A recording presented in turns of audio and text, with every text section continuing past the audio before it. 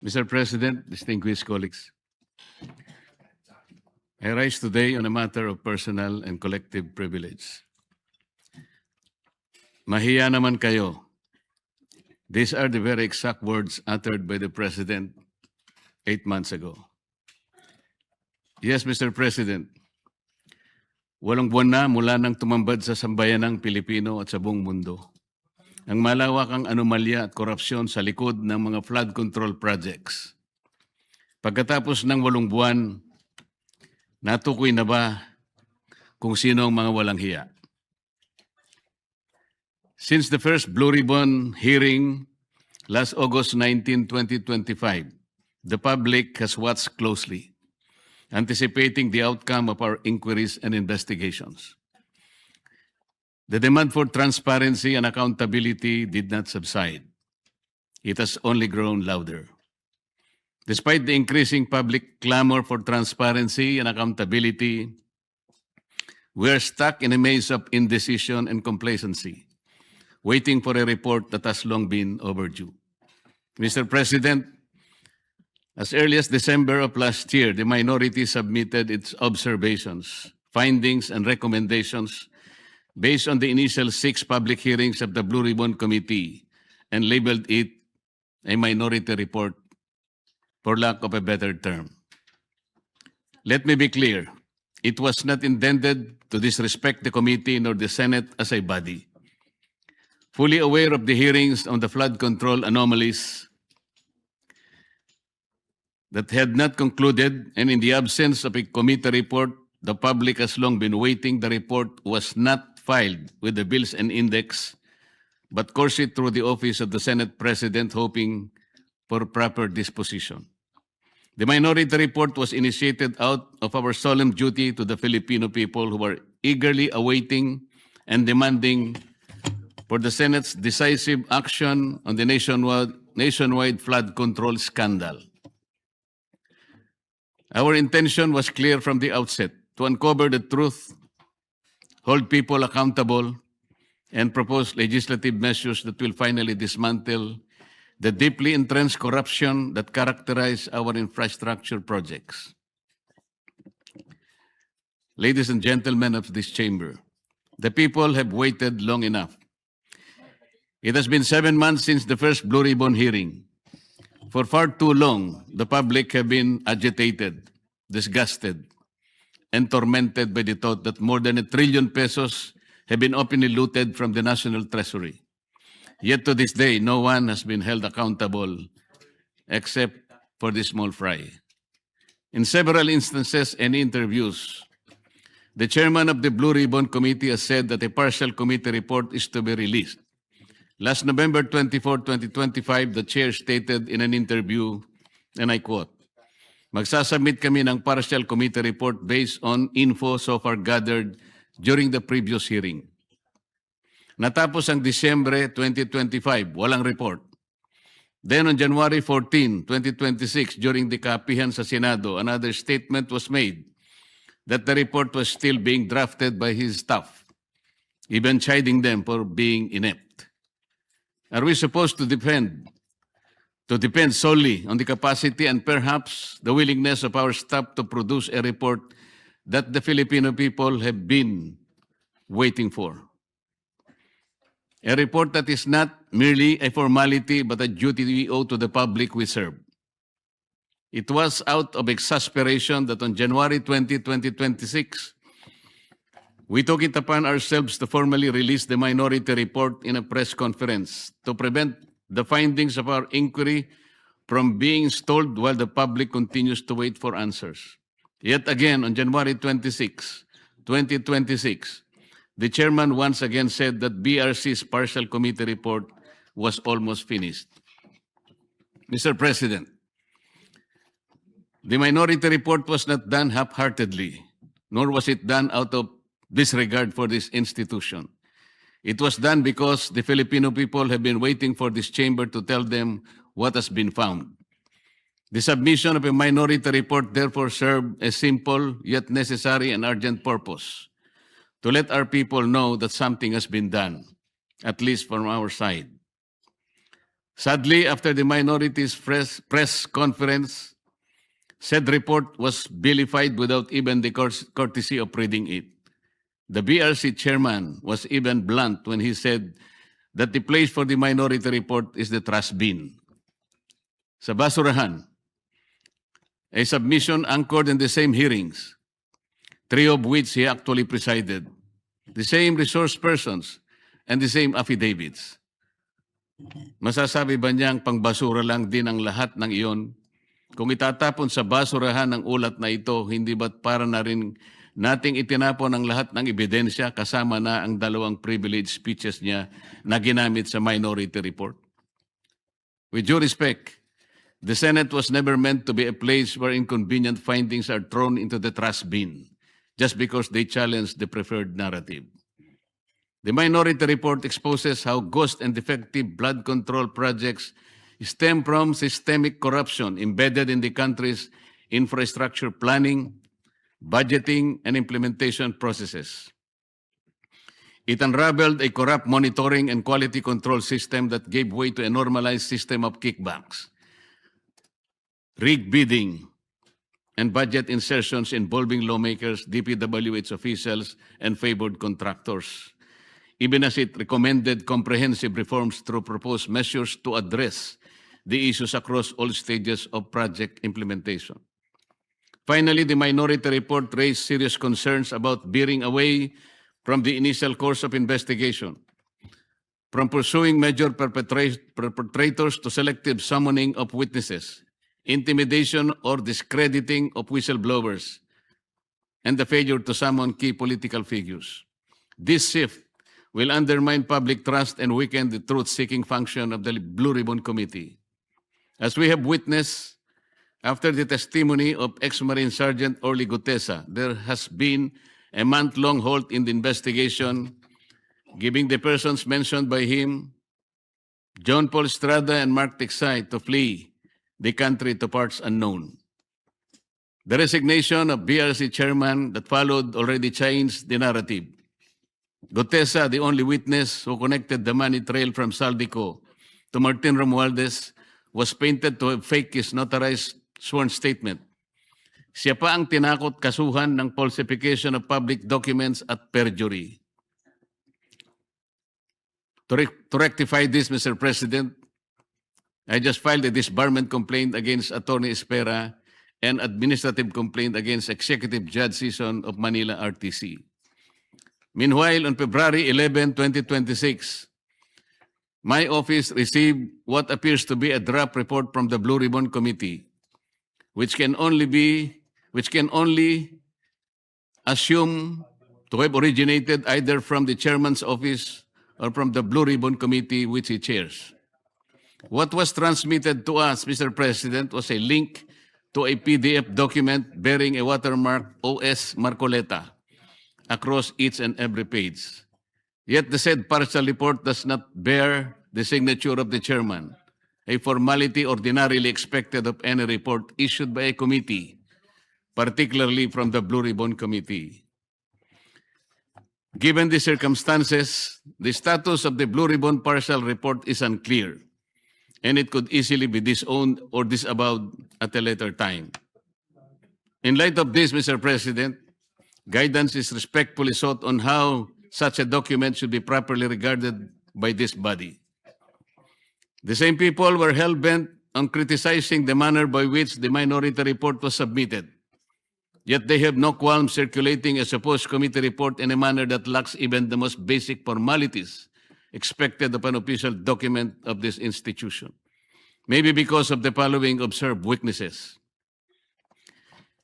In the BRC chairman's interview with Dos por Dos on DCRH as early as July 31, 2025, he alleged that there are at least 60 sitting congressmen who also acted as contractors of infrastructure projects in their own districts. In a press conference and in a press release dated August 10, 2025, posted on the Senate website, the BRC chairman disclosed that House members called him and that he had a list of 67 congressmen who were contractors. Yet he did not summon them to any BRC hearing. Why did he not name them, to be fair to the rest of the members of the House of Representatives? In the sworn statement of the Diskaya, 17 congressmen were also mentioned. Why were not they asked to appear before the committee? On the other hand, the statements of former Yusek Bernardo and his cohorts Alcantara and Hernandez, who named certain senators upon the intercession of the Department of Justice, were readily heralded as gospel truth. The chairman of the BRC has also named at least 11 contractors in his first and second privilege speeches, whom he crucified to be involved in the flood control mess. Bakit hindi na sila ipinatawag? Bakit iilan lang mula sa 11 kontratistang kanyang tinukoy ang aktual na humarap sa pagdinig? Bakit namimili? Ano ang ibig sabihin nito? Remarkably, on November 14, 2025, the BRC chairman invited former Speaker Martin Romualdez to testify in its 7th hearing. He did not appear. Then on January 22, 2026, as quoted by various media outlets, the chairman said that former Speaker Martin will be invited again. If he wants to attend, he is welcome, but he cannot be forced to come due to interparliamentary courtesy. This doctrine can be challenged in the light of Section 27, Article 2 of the 1987 Constitution, which reads, "The state will maintain honesty and integrity in the public service and take positive and effective measures against graft and corruption." This doctrine, Mr. President, which is not even part of our rules, is not absolute and should not prevail over a clear and categorical mandate of the Constitution.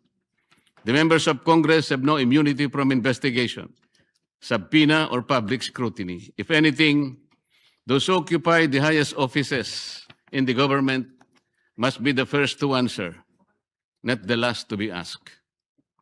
And on January 11, 2026, in a radio interview over DZBB, the BRC chairman said that there is no solid evidence linking former Speaker Martin Romualdez to the flood control controversy.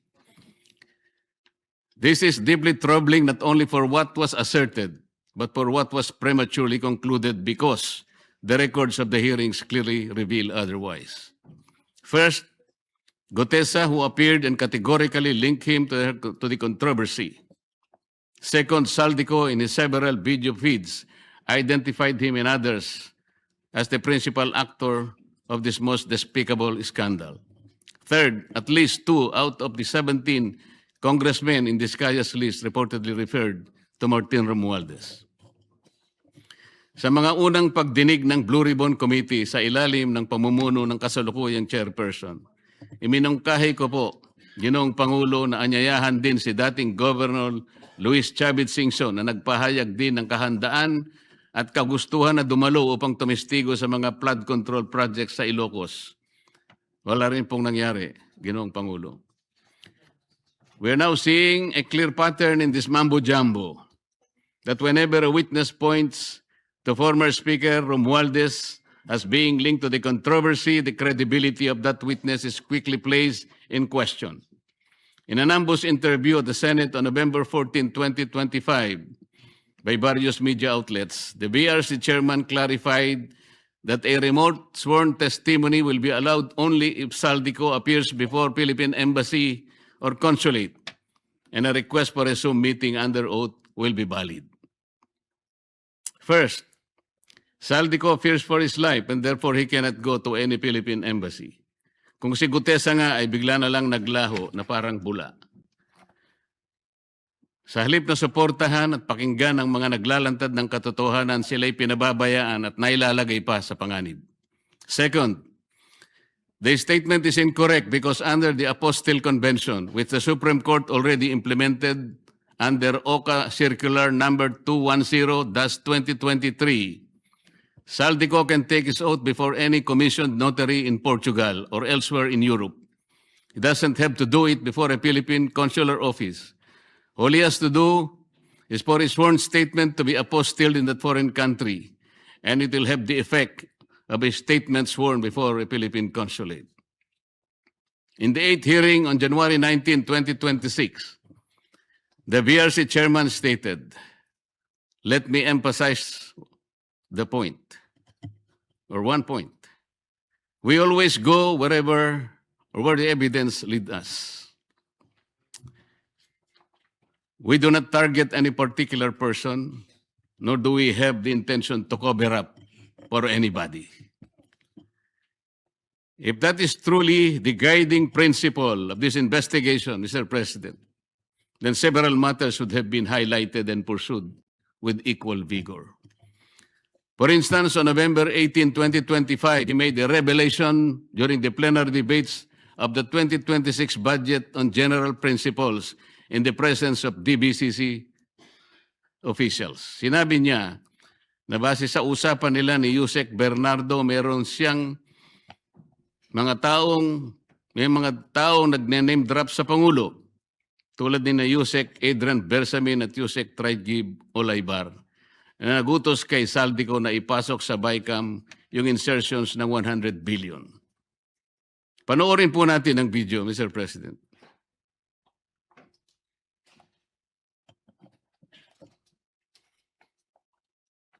Sabi niya, ang pagkaalam niya, kasama si Yusek Adrian Bersamin.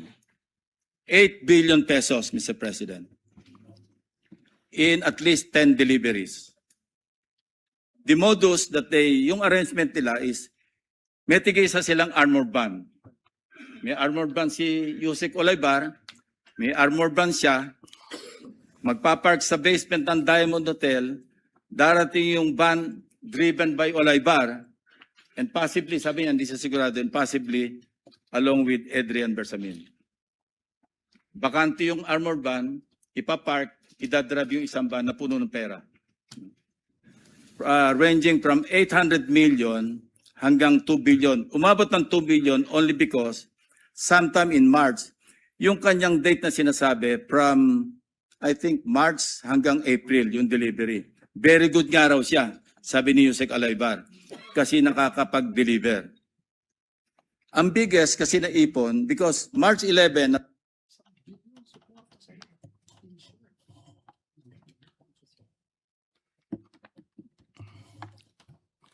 ngunit kailanman ay hindi po naimbitahan si Yusek Adrian Bersamin upang harapin at linawin ang akusasyong ito na mismong chairman pa ang nagsiwalat sa plenaryo. Earlier, on November 14, 2025, in an ambush interview, he already disputed the statement of Saldico about the alleged 100 billion insertions allegedly made by the President in the BICAM. Ang malinaw rito, Mr. President, ay magkakaibang pahayag at pagkakaunawa sa parehong issue. Isang senyales ng kontradiksyon na posibleng pagmamanipula na dapat sana'y malinaw at tapat sa publiko. This becomes particularly concerning in light of the second supplemental affidavit of former DPWH Undersecretary Roberto Bernardo dated November 10, 2025, where he disclosed that he handled 5 billion worth of projects for former DPWH Secretary Manuel Bunoan each year from 2023, 24 to 25, with kickbacks of 15% therefrom. From this kickback, 75% will be shared by Bunoan and Cabral. The 25% goes to Bernardo. Pinayagan din ng chairman ng BRC ang pakikialam ng DOJ sa mga pagdinig, lalo na sa pagpili ng mga gagawing testigo sa ilalim ng Witness Protection Program. Ito ay sa pamamagitan ng sapilitang pagre-require ng restitution na hindi naman hinihingi ng batas. Hindi rin po binigyan ng pansin ang mga naging kaganapan sa number 30 Tamarin Street, South Forbes, na binigyang diin ni Saldico sa isa sa marami niyang video revelations. Sinabi ni Saldico na nag-deliver siya ng 1 billion sa lugar na yon, 200 million noong December 2, 2025 at 800 million noong December 5, 2025. Ayon po kay Saldico, ang paghahatid ng 200 million ay ginamitan ng isang Grandia Elite. Yun namang 800 million ay ginamitan ng dalawang Grandia Elite. Ang mga ito ay tinanggap di umano ni Yusek Jojo Cadiz sakay ng kanyang Toyota Fortuner kasama ang kanyang driver. Ang mga perang ito ay inihatid daw sa bahay ng Pangulo sa Naray Street gamit ang mga nabanggit na mga sasakyan. Ang dami pong dapat inimbitahan upang linawin at maimbestigahan ang bagay na ito. Sa Yusek Jojo Cadiz at ang kanyang driver, ang mga opisyalis ng korporasyon na may-ari raw ng bahay, si Nelson Go na dami raw ni Martin Romualdez sa nasabing korporasyon, ang security agency na bantay sa nasabing lugar upang makuha ang logbook ng pagpasok at paglabas ng mga sasakyan noong December 2 at December 5, 2025, o kaya ang CCTV footages para makilalang ganap ang mga sasakyan at drivers na may dala ng mga sasakyan at sa pagitan ng alas 9 hanggang alas 10 ng umaga. Sa halip, ang tinawag po ay dalawang babae na nagtakip pa ng mukha at hindi nagbigay ng sworn statement sa mga miyembro ng BRC. At nung tanungin ko sila, napansin naman po ninyo, Ginoong Pangulo, ang chairman pa ang sumasagot. Given the seriousness of these allegations, one cannot help but ask, why has Yusek Cadiz not yet been invited to testify before the BRC? The public deserves answers, but some key witnesses remain uninvited. In the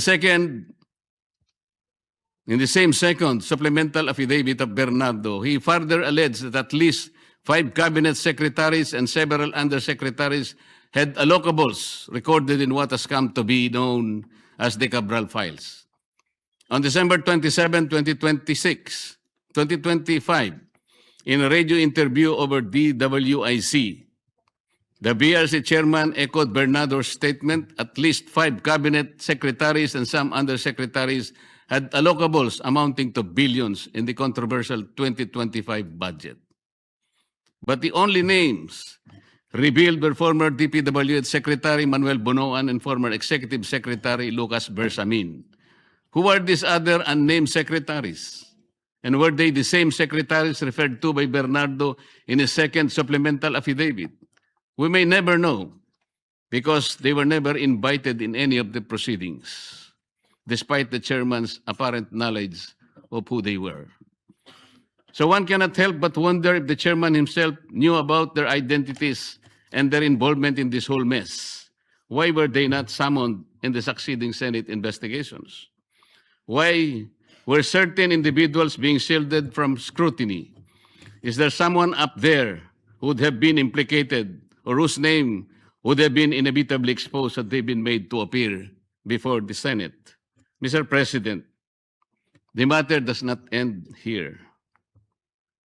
On February 24, 2026, a press conference was held in which one attorney, Levy Baligod, presented a joint affidavit from 18 former members of the Philippine Marine Corps, a former enlisted personnel of the Philippine Army, and a reservist of the Philippine Army.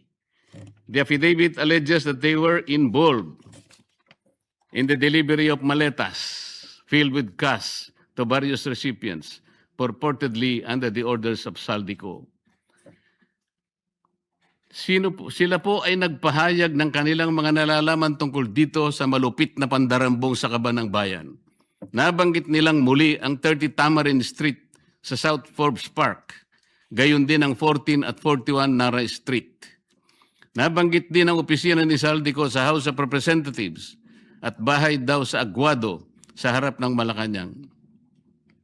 Kinumpirma rin nila na totoo ang mga inihayag ni Orly Gutesa sa nakalipas na pagdinig ng komite. Bukod pa rito, isa sa mga nagsalitang ex-Marines ay tumestigong isinama siya ni Saldico nang magatid daw ng 5 malalaking maleta sa bahay ng Pangulo sa Ilocos Norte.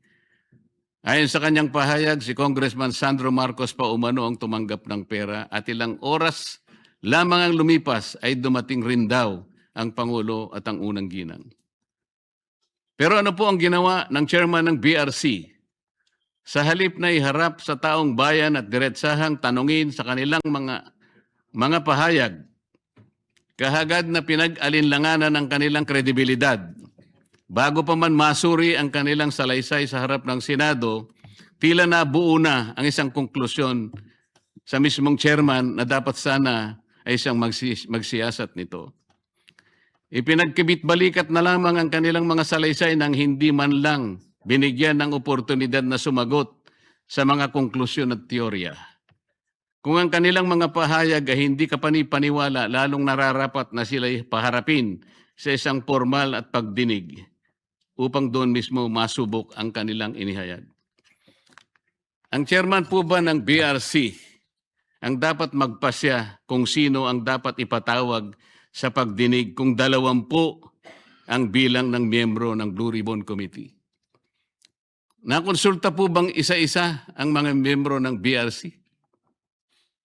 Kinausap po ba, halimbawa, si Senador Bam, si Senador Kiko, si Senadora Risa, Senador Gatchalian?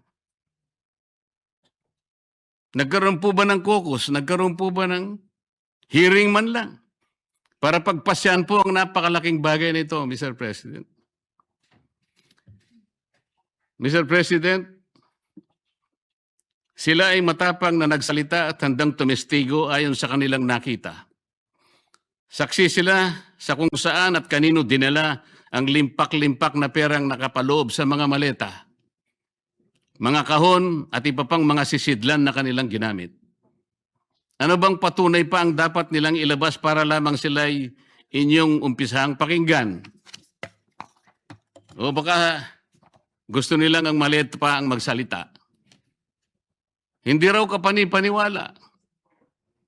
Sila nga ang inutusang magdala ng pera, Ginoong Pangulo. Kaya ang tanong, ano bang kinakatakutan ng chairman? Ano na po ba ang nangyari sa pagsunod sa ebidensya? O piling ebidensya lamang ba ang susuriin at ipipikit na lamang ang mata sa iba? Ngayon sa Romans 1:18, nahayag mula sa langit ang puot ng Diyos laban sa lahat ng kalapastanganan at kasamaan ng mga taong dahil sa kanilang kasamaan ay hinahadlangan ng katotohanan. Hanggang kailan po itong tahasang pagharang sa katotohanan, Ginoong Pangulo? Ano na po ba ang nangyari sa makulay na kasaysayan ng Blue Ribbon Committee na sa mahabang panahon ay tiningala at nagsilbing isang bantayog sa pagtukoy at pagtutok sa mga katiwalian at pagdarambong na nagaganap sa ating burokrasya? Hanggang kailan po tayo maghahalokip-kip ng mga kamay sa harap ng malawakan at karumal-dumal na paglima sa ating kabangbayan? Hanggang kailan po maghihintay sa wala ang taong bayan na mistulang ninakawan sa tanghaling tapat? Hanggang kailan ang mistulang pagbubulag-bulagan, Ginoong Pangulo?